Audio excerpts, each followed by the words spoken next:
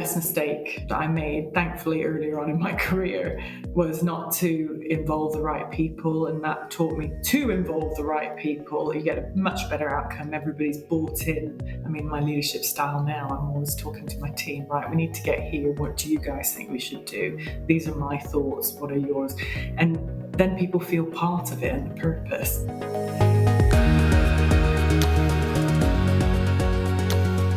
Hello and welcome to the Ben Morton Leadership Podcast. It's the weekly show that brings you inspiring interviews with senior leaders and genuine subject matter experts, all designed to help you be the very best leader you can possibly be. It's my gift to you and it's completely free. In today's episode, I'm talking with Rebekah Cresswell, who is the CEO of Priory, the UK's top mental health and social care provider. With roles including Head of Governance at NHS Stockport and Assistant Director at NHS Northwest, Rebekah then joined Priory in 2012. As its Chief Operating Officer, she led 240 sites before becoming Priory's first female CEO in 2021, post-merger with Median. In this episode, you can expect to learn how successful leaders are made up from the right mix of IQ, EQ or emotional intelligence, and AQ, Adaptability Quotient, or our adaptability intelligence, if you like, and what the research suggests is the best ratio of those ingredients. You will also get a live example and learn how to manage those transitional moments between meetings and be fully present regardless of what has just happened. You'll learn what to do when you crave certainty and are forced to lead in a deeply volatile and uncertain environment. And you'll also learn what to do when you or a loved one is experiencing periods of significant mental ill health via my own personal and pretty raw experiences of late. Plus, lots more. But that's enough by way of an introduction, so let's dive right in and please enjoy my conversation with Rebekah Cresswell.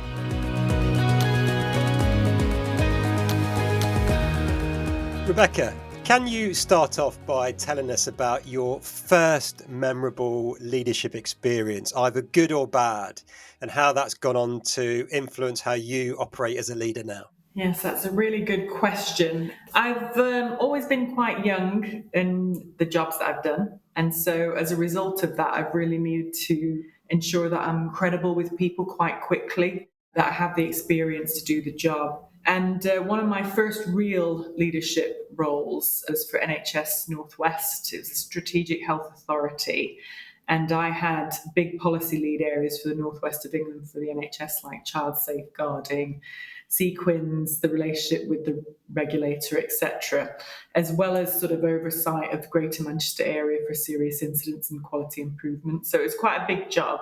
One of the first examples of where I really had a platform to influence all the chief nurses, actually, for all the hospitals across the Northwest. There were 24 of them at the time, if memory serves me right. And they're obviously very senior individuals in their right. I was quite impressed by the audience, and I had to give a review of the learnings from child deaths, homicides, which is quite a serious subject topic. And I didn't want it to be just another presentation where people could go away, forget what you said, especially when you have the responsibility to affect the system and a lot of hospitals in one go. So I wanted it to be impactful. So I thought, how can I do this? And I decided to pick 2 or 3 cases which had some very relevant themes. And I told the story from the child's point of view. I had their picture up as well.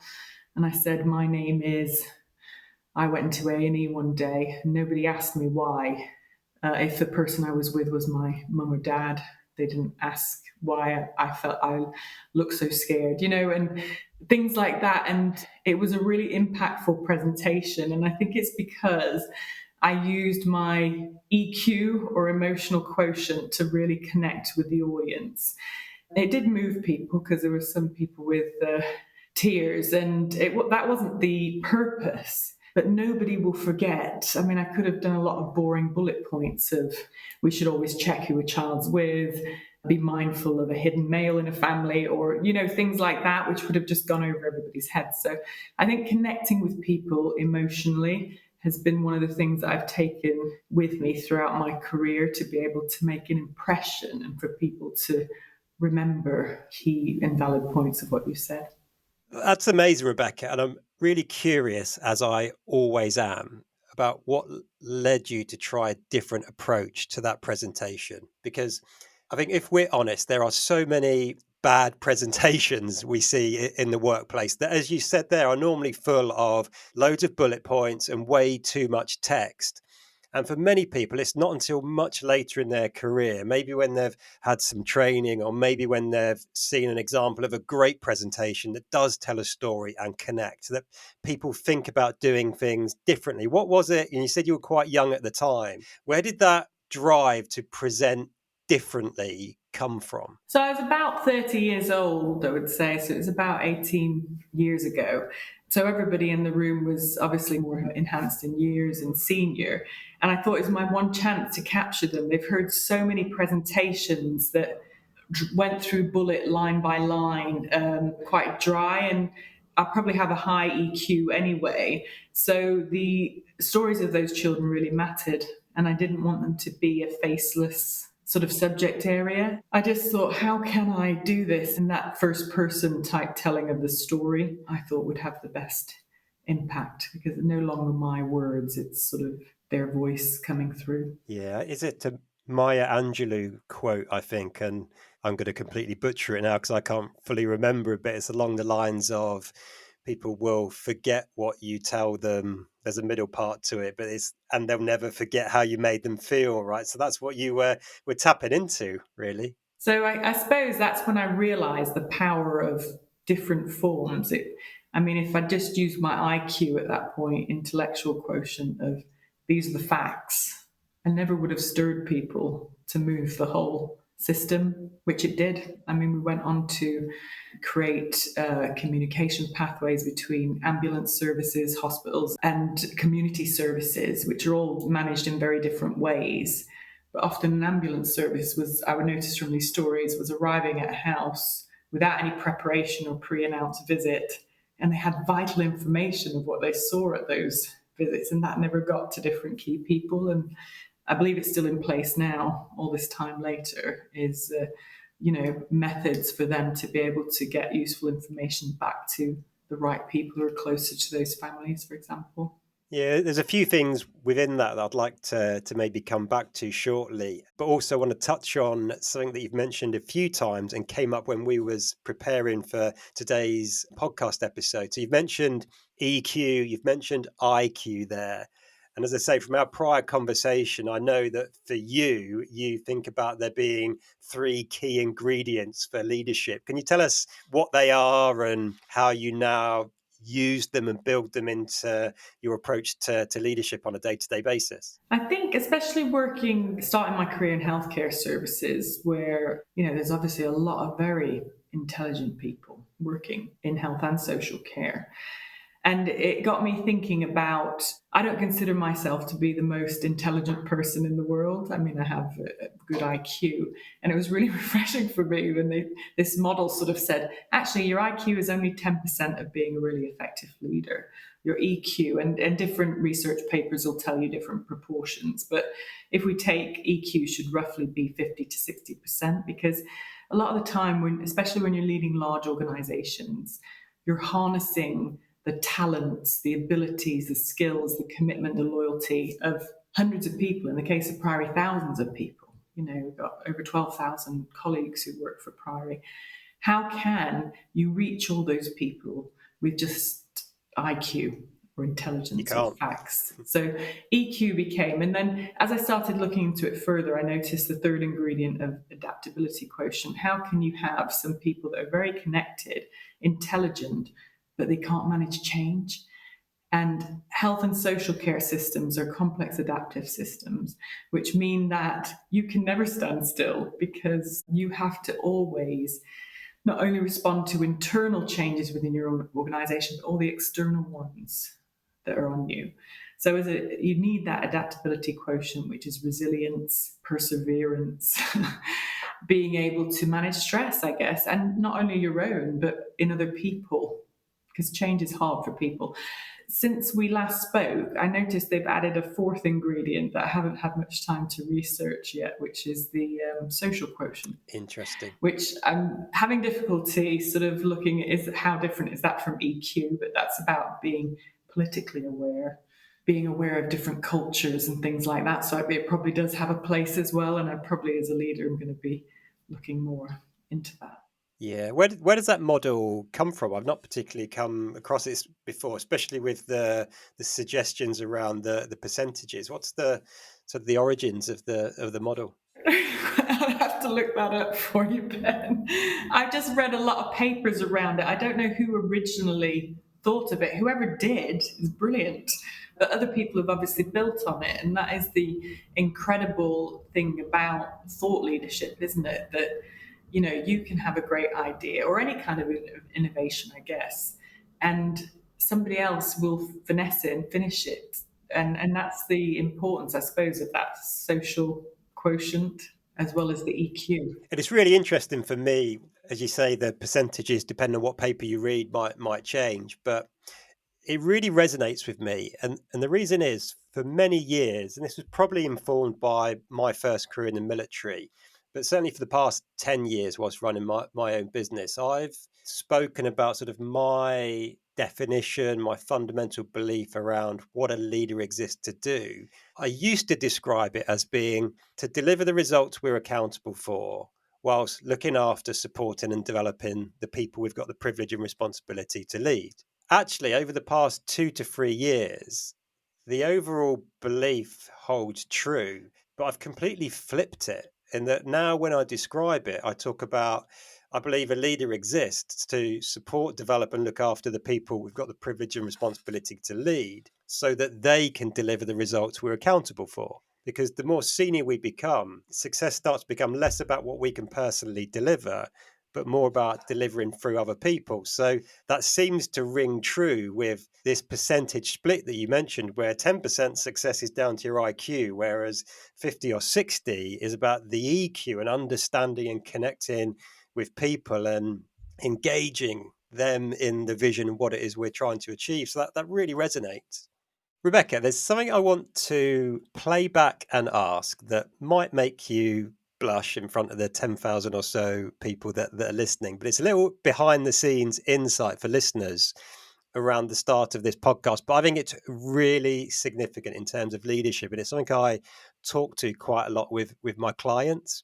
So I forget the exact words that you said, but we was due to start recording this at 11:30, I think, and you popped up and said, "Oh, I've just come off of something really busy," or some sort of word like that. I want to just take 5 minutes to sort of prepare and clear my head, or words to that effect. And I think that is really significant because in a really positive way, by the way, because I talk a lot to people about as leaders managing transitions and how can we show up and be the best version of ourselves, but more importantly, be the person that we're about to speak to needs us to be. And so often we can go straight from a really difficult meeting and rush into another really important meeting that might be someone's one-to-one or a podcast recording. And half of our brain is still on the thing we just done. Researchers call it attention residue. I love the fact that you did what you did, and I encourage leaders to do it a lot. I would much rather have 45 minutes with someone who is fully present and in a good mindset than 60 minutes where half of their focus is on the thing that they were just doing. So I guess two questions that come from that, like, why did you do that? And in the 10 minutes that you took away, what did you do? One, I wanted you to know that you're important, and I wanted you to know the facts. I had two choices at that moment when I'd just come back off something. Am I late? And then make a reason to Ben. Do I log on now and just explain to Ben the situation And then he knows, right, that's why. One, I don't like being late. It's something I've worked on. I used to be late a lot, actually. And I remember somebody once saying to me, not about me, about somebody else actually who was late, but it really made me think, is it's a really arrogant thing, they said, for somebody to be late, because what it's saying is, I don't mind keeping you all waiting while my important self comes to the meeting. So for me, that really struck a chord with me. So I don't like being late, I like to be timely. And I wanted you to know that I realised that our appointment was important, but I just couldn't be on time at that moment. I wanted to create myself a little bit of a windbreak, if you like, to be able to come to you fully present. Mindfulness is very important to me. It is hard for us as humans to be mindful, actually. We're only mindful about 5 to 10% of the day, which is why we wonder when somebody's supposed to do extreme concentration stuff, why they find it difficult. So you have to practice that. And one of the things I say to my teams, I never allow any emails during my meetings. And if I think people are, I will actually call it out to say, or I'll start the meeting. Everybody knows the sort of rules of engagement now is I say, I don't want you doing emails while you're in the meeting because it's not good for you.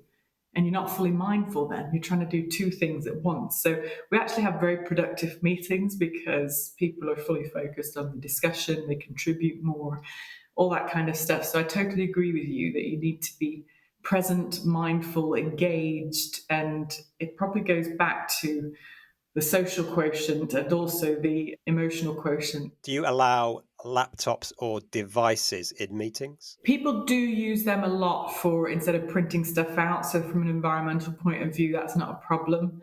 But I don't know whether I've got a very keen sense of hearing. My boys say I don't actually, but that clacky noise gives it away Yeah, yeah. if somebody's typing. And I can even tell now on Teams if somebody's not present because we're so used to that virtual. So I'll ask people if I notice people getting, do we need a break right now? Everybody's in the rhythm of it. So there are laptops. I don't have a laptop myself in front of me because I think it creates a barrier when I'm in a meeting. But I mean, I don't say no to laptops.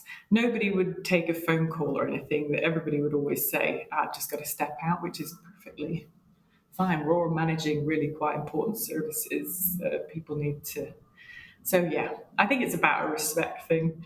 Yeah, there's the respect, there's the mindfulness, being present, the human connection element, and then there's also a real sort of cognitive performance element to it. And I've looked at so many studies around this lately, and there's numerous where they say merely having your mobile phone in your peripheral vision on your desk when you're doing a piece of deep focus work reduces your IQ. A phone being on a table when people are talking to each other will leave people feeling less connected and like they like the person they're talking to less, even if that phone doesn't ring. It's just such a distraction. And the one I heard yesterday that I think brings it home and helps us all be a little bit kinder to ourselves. This woman said, imagine you're out for dinner with your other half and they arrive with an enormous wheelbarrow. And in that wheelbarrow is printed off every email they've received for the last 10 years, every photo they've ever taken, videos they've ever watched, and all sorts of other things. Said, how hard would it be to not rummage through that wheelbarrow and look at all the stuff? And he said, but we have that wheelbarrow in our pocket. It's our smartphone. So it's no wonder that it can be so hard to be fully present these days, right? Yeah, I totally agree. And now, if it becomes your habit, I notice the team, and that's ultimately as a leader what you want. You want them to role model your everybody, just like a fountain. It kind of just goes down, and people, I think, have better meetings because of it. I want to bounce back to AQ or adaptability quotient for a second, because again, I think that's really interesting. And again, from our prior conversation, I think we share it's not really a personality trait, it's probably a psychological human need, I think, around liking certainty. I think you said you quite like certainty. The modern world, especially the past 4 years, right? It's anything but certain. So, what are some of the tools, techniques, approaches you use that maybe you can share that listeners to this show could take away to help them be more adaptable and thrive in an uncertain world, even if they're the type of person who really likes certainty? Well, I tell myself it is certain that it will be uncertain. Nice. Is one of the things. I also like to know a little bit about the profile of team members or people that I work with, or in that understanding that some people actually are not like me. They actually thrive in being uncertain and that evolving thinking. So I think it's understand and that those types of people are not being difficult in making a decision or something. They're just a different kind of thinker. And I think that helps. So if you look at Myers-Briggs types, for example, that J, judgment, I'm very strong on that, which is brilliant in some ways. So I can make decisions, I can finish and complete tasks and move things on. But we also need people who have that emerging thinking that can catch you sometimes when you go, but have you considered this element? So I think it's important for people who like certainty to plan that there's going to be uncertainty, to understand that not everybody's like us, and also to understand that it can be helpful when somebody else emerges with a new thought on something, that we should sort of value that. And I guess the last thing would be is there are things that you can put good certainty in your life, can't you, that you build, whether that's in your personal life or in your work life. And I suppose I sort of compensate the uncertainty of other things with trying to put things in place that I know will absolutely happen, or being in control of my diary, or putting in some principles around my work life and home life balance and things like that. That creates certainty for me. And then it means that the in between bit that's less certain, I have the tolerance to use that AQ and adapt with it. I love that. It's a really similar approach that I use, Rebecca. I think for me, it partly comes from the military, and it's the same as you. It is putting a lot of structure into my diary, and I know that that structure will sometimes change, but I know that it won't all change. And there's a lovely quote I like from a guy called Jocko Willink, who's an ex-Navy SEAL, and I think his book is actually this title, which discipline equals freedom. So by being disciplined where he can and locking things down where he can, that actually gives him the scope, capacity to freedom to flex where he needs to. So it's not as rigid as people think. It allows you to cope with the uncertainty, which works for me. I don't know what you're like, but I love a good standard operating procedure. So everybody's very clear on different things, and Gantt charts, especially when you're going through big changes, because that also adds, it sort of breaks that big transformation down into certain steps. Yeah. And it makes it quite visual. Rebecca, one question I hadn't necessarily meant to ask you, but it's something that's very relevant to me, and it's linked, I guess, more to what you do rather than how you do it. Like, what are your thoughts on sort of the state of mental health and where we are as a society in terms of talking about it and really focusing on it? I think what sits behind the question for me is quite emotional for me, but personal experience of just over a year ago losing my very best friend to suicide, having a friend of a friend who went the same way, another friend who recently attempted it. I just get this sense that yes, we are talking about it a lot more, and mental health challenges seem a little less taboo than perhaps they once were. But what I do see people struggling with and holding back is sort of talking about, or the willingness to maybe use medication or drugs as part of the solution. Again, and I didn't plan on talking about this at all, but because of lots of things that I've experienced, I was struggling despite eating well, exercising, prioritizing sleep, trying to be mindful. But I was still just feeling very, very flat. And I went to see my GP, and he said, I've got what he called reactive depression. And despite almost dragging my best friend to a doctor's in Spain where he lived and saying, mate, take the tablets, When the doctor spoke to me about taking tablets, I was like, "Oh no, I'm not taking tablets. I'm not taking meds." And I am now. I'm feeling much better, and it's just given me the space to allow everything else that I've been doing and counselling to kick in. And it's just something I've become really passionate about, especially with men's mental health, because I've got so much first-hand experience. So, yeah, what's your view on sort of the current state of society in terms of that? Well, I think it is easier to talk about stuff now. We have a long way to go, though. Mm, And especially we have a society where, we have social media. Everybody likes to put the sort of image of perfect yeah, family life or perfect work or perfect meal or perfect whatever it is we have. And I don't know how that's evolved, and probably it's not the right place to talk about that now, but and I think people have such high expectations for themselves that when they feel that something goes wrong, it really knocks them. So there's a few things I'd like to sort of say. Firstly, that I'm really sorry that that's happened. It's something I'm very passionate about as well. We have a men's network in particular at Priory. We have about 9 networks, and that is for men to talk. mm, I promote it hugely, and I don't run it. Other men run it, men who are passionate about helping men talk about their feelings. And I think that's important because there's a lot of focus on women a lot of the time yeah, for many different issues, and quite rightly so. But yeah, men are so important to families, to society. I'm hugely passionate about making sure men have their mental health looked after and are able to talk about it. yeah, I think the other thing, besides the high expectations we have for ourselves in society now, and sort of benchmarking ourselves with others, one of the things that I always think about is inner locus of control. Is, do I feel I'm doing good enough for me? Have I done what I need to do today? Rather than saying, have I done as much as they've done, or have I done, shifting that sort of, that goes back to your mindfulness as well. The other thing, and I've talked about this with my friends previously about children, how we're bringing them up now.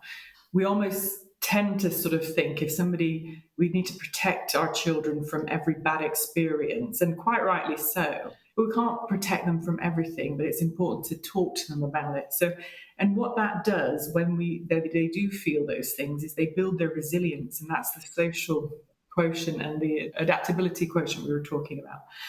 The other thing is that it's okay to be sad when something sad happens.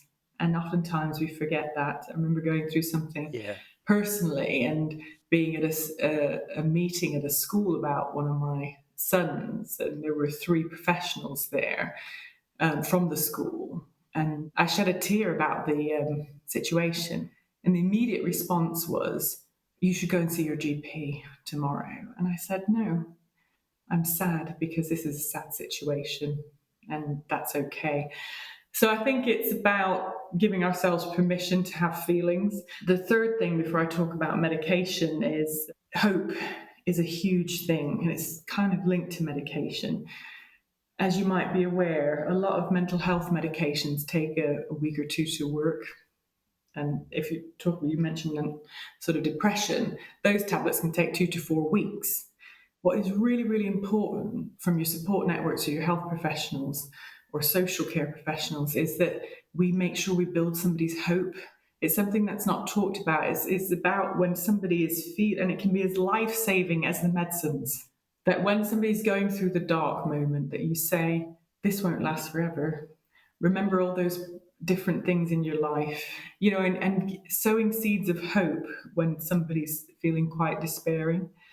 And that's important even when somebody comes into a ward as an inpatient. Hope whilst they're getting the medication, and that's working. Medication has a role to play, and if we look at that scientifically, there's sort of studies that demonstrate different chemical reactions in your brain and things that are needed at that time. And if you're looking at something like antidepressants, what they simply allow you to do is be able to, when your coping sort of threshold has reduced, it just raises it a little bit for you while you start to feel better.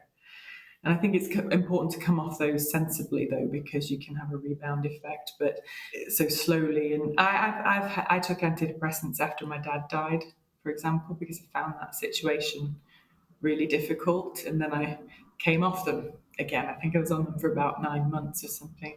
But it helped me through a really difficult time I was 23 at the time. So Wow, quite young. nobody is beyond needing something like that at any point. And I think you mentioned, oh, I can't take tablets. Yeah. It's almost as if that's a weakness. Yeah, absolutely. But if we had a raging infection and we needed an antibiotic, we'd go, give me the antibiotic, because it's a scientific response to what's going on in our body. So I think there are probably stigmas around medication that we need to work on. But I think those would be my things. Building resilience in people. It's okay to feel things when something sad is happening, and building hope and getting help when you need it.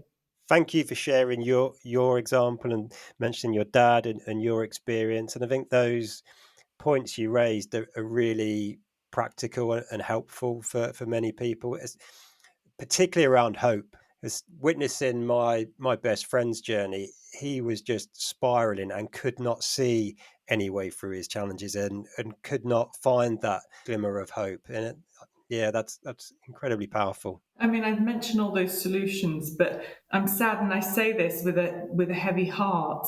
And I guess I say it in response to what you've said to me is, even though we might do all those things, sometimes, sadly, some people do still take their own life, and that's despite everybody's best efforts, their friends, their family, their health professionals, or I think mental health is a disease like other ones, and yes, like we want to save everybody from a heart attack, and sometimes it's very complex, isn't it? And just like a heart attack can be extremely complex, and we can't save someone. I'm sorry, but that can be the sad reality. Yeah, it can, can't it? And it's the really useful comparison between mental and physical health, isn't it? That if we catch cancer early enough, we can prevent death from cancer, or if we catch it too late, sometimes we can't. And I think that's where we ended up with my friend. We kind of all spotted it and caught it too late. And he had, because a man with a certain view, kind of mental health was a sign of weakness, taking tablets was a sign of weakness, so he was on and off of his medication, which probably didn't help, and it was just all too late. And it's desperately sad. But I think if we have more conversations like this, we can prevent more people from going down the same pathway, I think. And I say that mainly because a lot of people blame themselves after something like that's happened. Like, what could I have done differently? And I say that as a sad thing to say, but a comfort as well to say that it's more complex than X or Y didn't happen. Yeah, and that was the thing that has given me great comfort with my friend, that I absolutely believe, hand on heart, that there was nothing any one of us more could have done to prevent that situation. Like, I have no regrets and don't beat myself up. I just, yeah, what happened. There's nothing we could have done. So there's no point continually going over it and tormenting ourselves like, what if? Rebekah, one final question on a completely different topic. More and more, I'm liking to start and end each episode of the podcast in the same way, with the same question. And that question is, what would you say is the best mistake that you have ever made? I think for me, it might be around ensuring that other people are involved. So I can't remember the particular scenario, but it was when I was dealing with a change project that I had to do because I wasn't experienced. I plowed on through like, this is the mission to get to the end goal. And I didn't involve all the key people that I should have done, which then means that you don't have a sustainable outcome. It's fraught with difficulties. And I think the best mistake that I made, thankfully, earlier on in my career, was not to involve the right people. And that taught me to involve the right people. You get a much better outcome. Everybody's bought in, they're engaged, that you can't just deliver something and say, this is what we're doing. I mean, my leadership style now, I'm always talking to my team, right? We need to get here. What do you guys think we should do? These are my thoughts. What are yours? And then people feel part of it and the purpose. So yeah, I think that was a valuable mistake to make that has enabled me to ensure I can do things correctly going forward. It's so often the case, isn't it, that we learn the strongest, the most powerful lessons from our mistakes rather than our successes. And I guess that's partly the purpose of this podcast. There's a fabulous Chinese proverb that goes along the lines of the wise person learns from their mistakes, whereas the wiser person learns from the mistakes of others. So hopefully by us all sharing some of our mistakes over the years, we can help others not repeat the same ones in the future. I wish our children thought that, actually, teenagers, they could do because they never believe you when you say, I've made that mistake when I was younger, so please don't do it yourself. Oh, you don't know what you're talking about. Just headed in that direction now. I'm the dad to a tween-age girl, so that resonates quite strongly with me. Rebekah, thank you so much for your time today. It's been really interesting, refreshing how we've actually spent some time talking about how you do what you do in terms of leadership, but the bit of the conversation around what you do and around mental health has been really interesting and important. And what I've valued the most from our conversation today is the fact that guests often feed back to me how good I am at putting guests at ease. But actually, you've done that for me today, in that I hadn't planned on talking about my personal journey and experiences. So thank you. I think that was a really rich conversation, and I really hope it will, if it helps one person out there who might be struggling themselves or has a friend who's struggling, then our conversation has absolutely been worth every second we've put into it. So thank you so much for your time. It's been a pleasure. Thank you. Thank you once again for joining Rebekah and me for this episode of the Ben Morton Leadership Podcast. Before you go, do go ahead and check out the Leaders Kit Bag episodes of my podcast. It's the new weekly micro edition of the show. Each episode is just 5 or 6 minutes long and focuses on one very practical leadership tip, tactic, or topic. And because it's new and I'm so excited about it, we've gone ahead and released the first 4 episodes at once, so you can back-to-back binge listen to them all right now. And once you have listened, please do go ahead and share them with your friends and colleagues so that we can improve the leadership capability in our companies, charities, and institutions. Because after all, I truly believe the world needs great leaders now more than ever. Until next time, look after yourself, look after those you've got the privilege and responsibility to lead. And as always, lead on.